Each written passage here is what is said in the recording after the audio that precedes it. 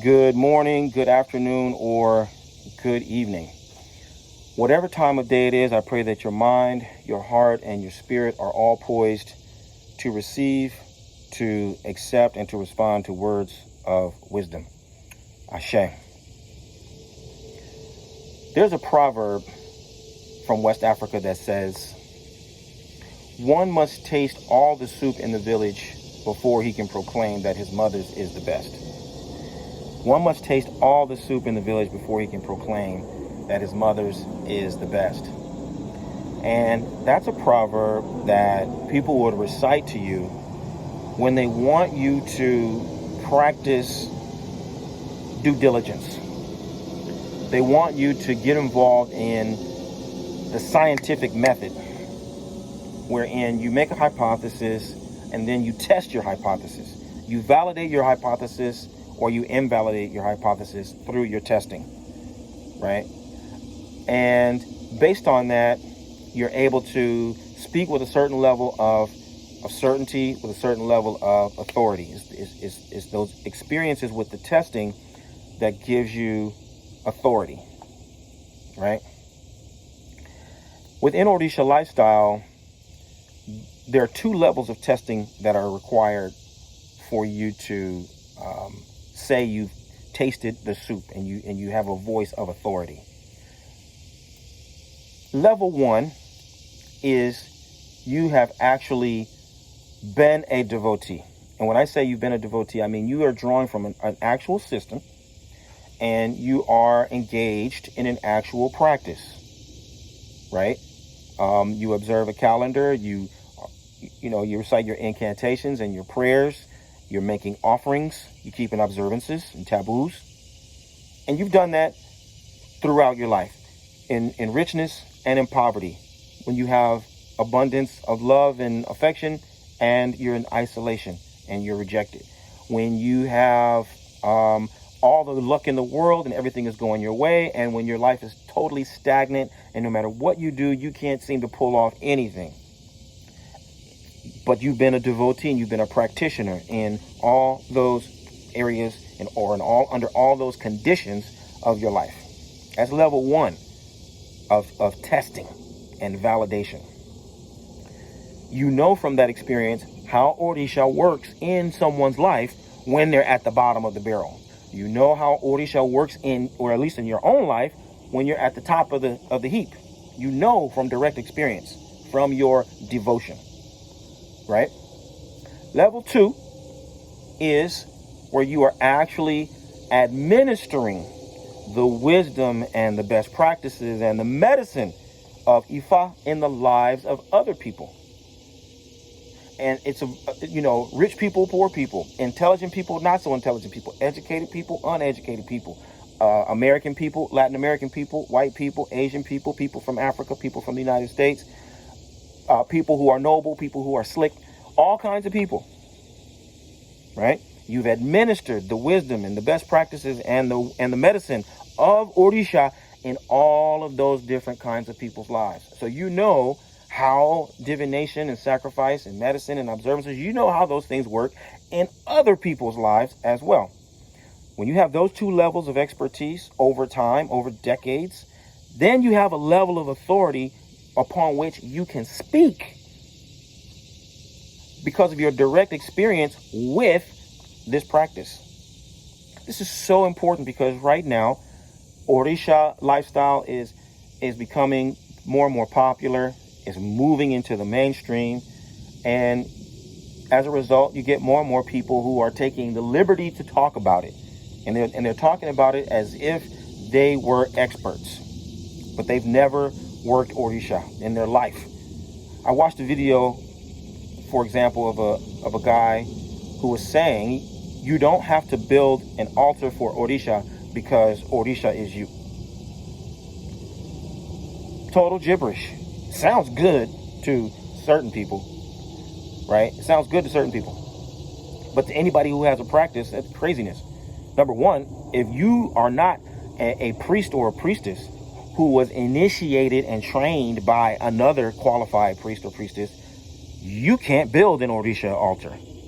Number one. Number two, You're not Orisha. You cannot do what Shango does. You can't do what Ogun does. You can't do what Yemoja does. You might like their thing and feel an affinity for them, and that's cool. But you can't do what Obatala does. You can't demonstrate the qualities and the capabilities and the properties of Oshun.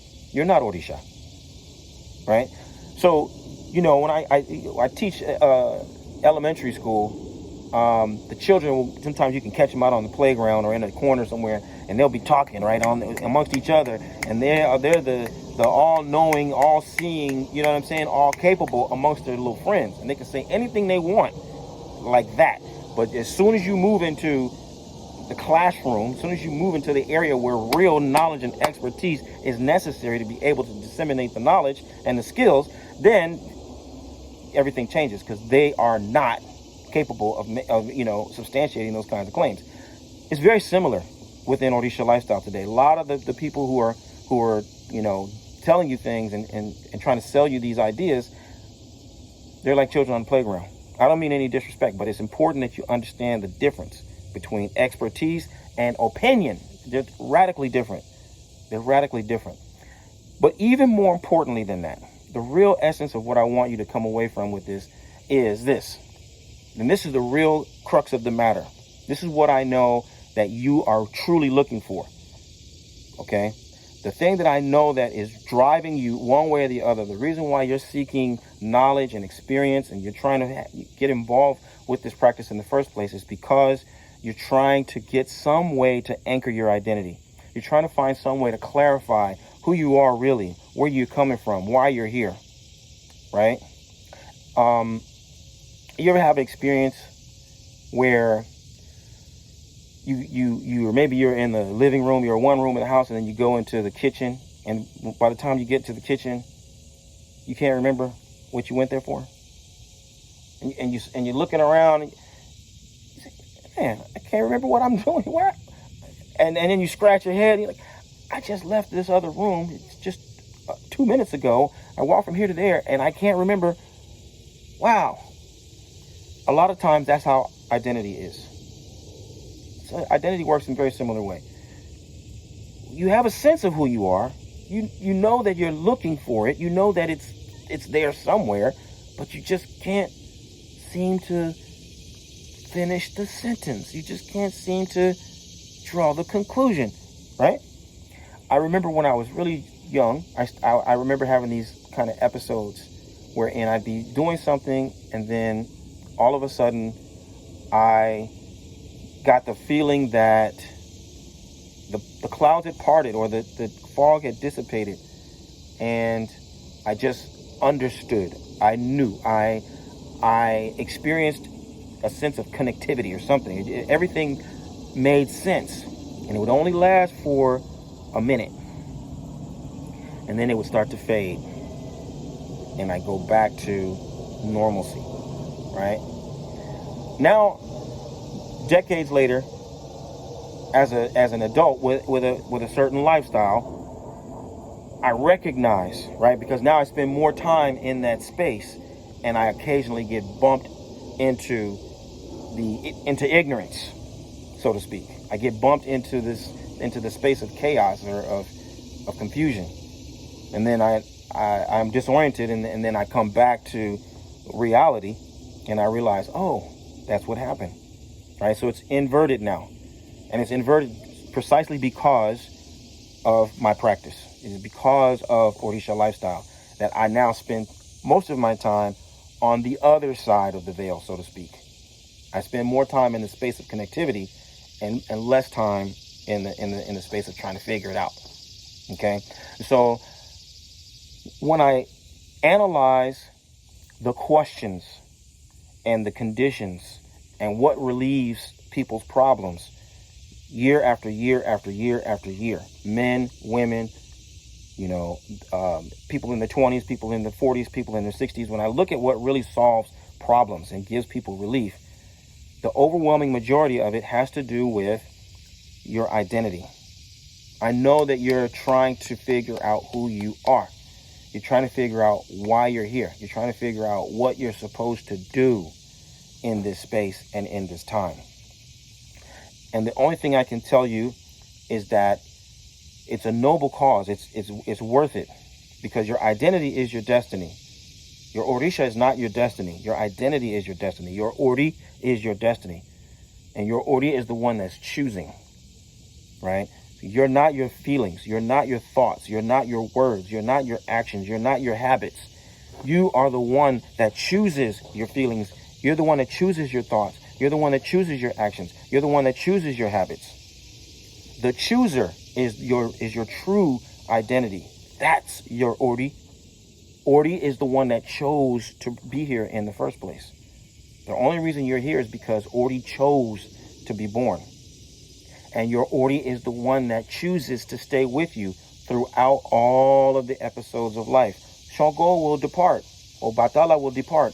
Ashun will depart. They have to go and do what they have to do to empower themselves and stay on their destinies. But your Ori is the one that will never depart from you. I'm not making this up. This is how we praise Ori. Ori is the stalwart divinity, the one who will never depart from one. Ori is the one who always is with you. As the stars never depart from the moon, your Ori will always remain with you. So the ability to establish a practice and maintain a practice is what will keep you in alignment with your Ori. Okay? And the reason why you're doing that is because this is the quest of life. This is the journey of life, right? So as you're going about your affairs and you're doing different things and you're trying to explore different kinds of spiritual traditions, remember, at the essence, what you're trying to do is to discover your identity. You're trying to ground your identity. And so you've got to choose a methodology and choose a practice that aligns with that. So if your practice actually is, you want it to help you to reaffirm your identity, but it really only helps you to accumulate goods and material things, but those things don't reinforce your destiny, that's your opportunity to readjust. If you're engaging in activities that only put you outside yourself, that disempower you, then that's a red flag. That's an opportunity for you to, hey, wait a minute. This is supposed to align me with who I am. This is supposed to help me to clarify my essence and refine that essence and make it more precise.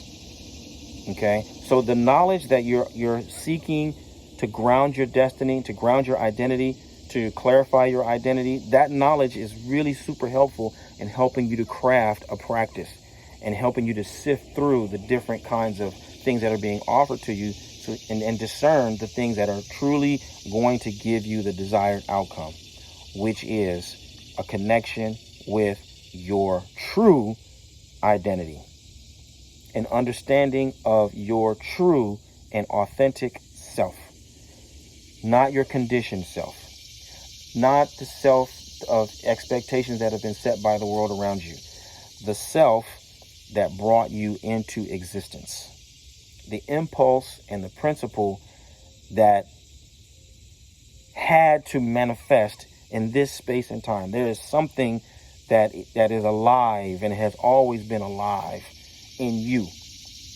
And it's always been talking to you. It's always been moving you. It's always been nudging you one way or another, right? And so your practice will activate that knowledge, will activate that sense of self, and you'll feel it. And if you're not feeling it, if it isn't happening, then that's an opportunity for you to reevaluate and say, let me keep looking. Aboru aboye, aboshishe.